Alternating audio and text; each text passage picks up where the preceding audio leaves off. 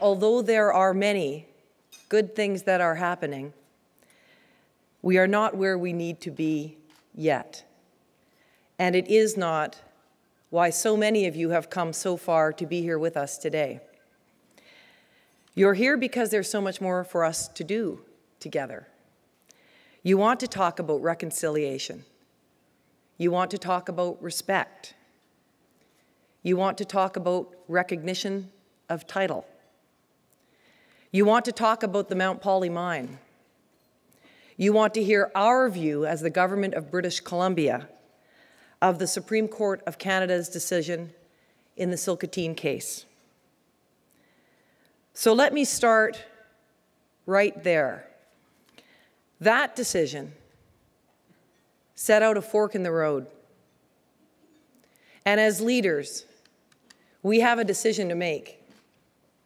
We can decide to ignore it, encourage more litigation, put economic development, all of our futures in British Columbia, in peril. Or we can take it. We can take that fork in the road, and we can begin a journey down a new road. We can embrace it as an opportunity to start down a new path together toward a better destination for all of the people in British Columbia, Aboriginal and non-Aboriginal alike. It has to be built by me and my government on behalf of all of the people of British Columbia that we represent, and by all of you as leaders of the 203 First Nations who are represented here today and the people that you were elected to lead. Because our story together is very much unfinished. And we have this opportunity to begin writing a new chapter in our collective histories.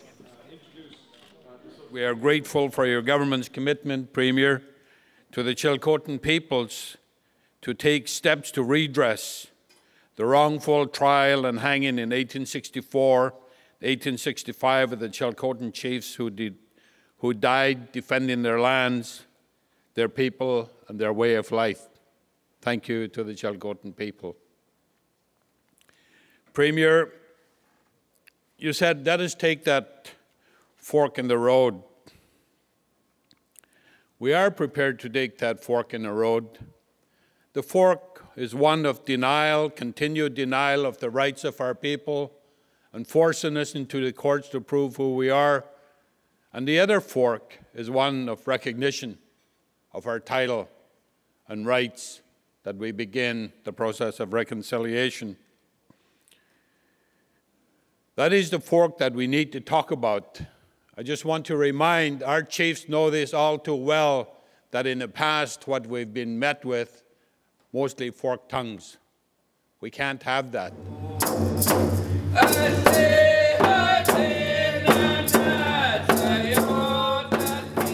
As of June 26, when the decision came down, I'm still celebrating.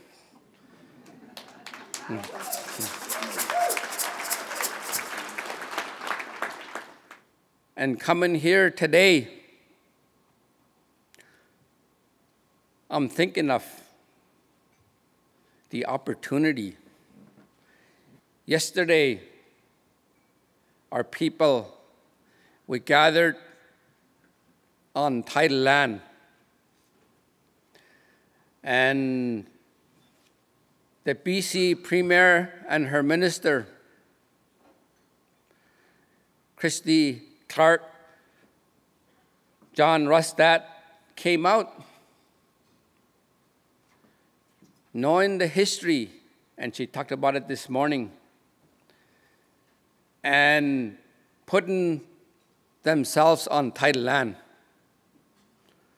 a land that our forefathers, that our warriors, our people lived on. a land that we never did lose,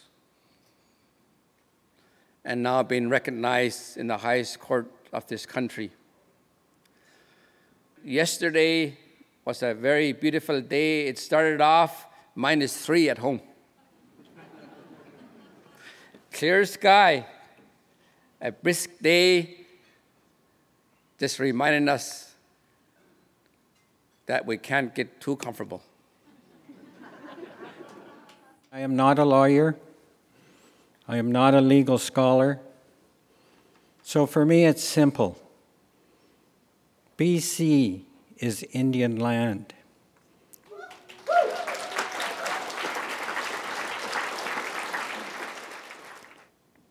I am hopeful that now we have once again this opportunity before us, that this time we prevail, that we succeed.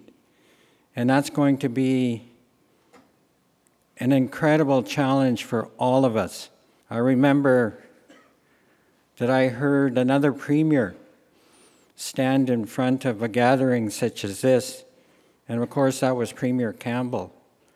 And he offered the same powerful public platitudes we heard from Premier Clark about the need to engage and to walk together. But for those of you who were involved, and I see some of you sitting here today, the first thing that happened was the BC Business Council lit its hair on fire. They issued an inflammatory legal opinion, and it went downhill from that point. The whole initiative incinerated, and we went back to the status quo. We cannot afford to do that again. We cannot afford the suffering that is a consequence of a denial of our title to continue. We cannot afford to lose another generation of our people. And I truly believe that when we come together and we commit to implement what the Supreme Court has said, we implement Aboriginal title in this province, that it will be a benefit to all British Columbians.